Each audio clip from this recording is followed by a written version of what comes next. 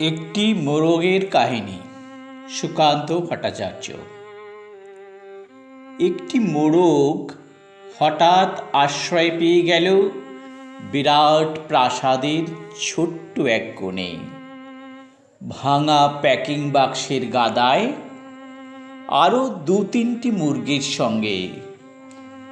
আশ্রয় যদিও মিলল, উপযুক্ত আহার মিলল না।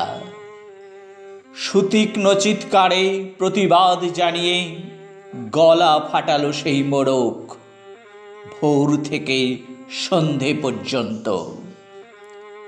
তবুও সহানুভূতি জানালো না সেই বিরাট শক্ত ইমারত।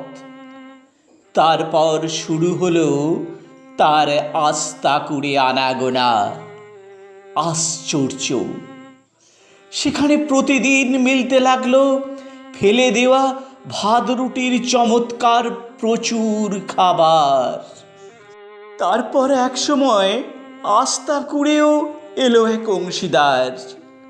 ময়লা ছেঁড়া ন্যাকড়া পড়া 2-3টে মানুষ। কাজেই দুর্বলতর মোরগের খাবার গেল বন্ধ হয়ে। খাবার খাবার খানিকটা খাবার।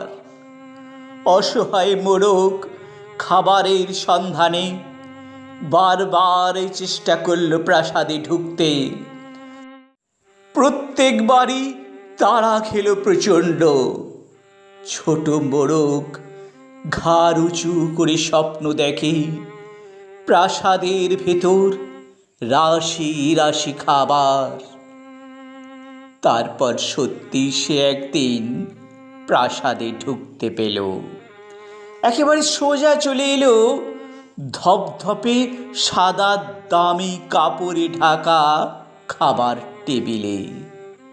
অবশ্য খাবার খেতে নয়, খাবার হিসেবে।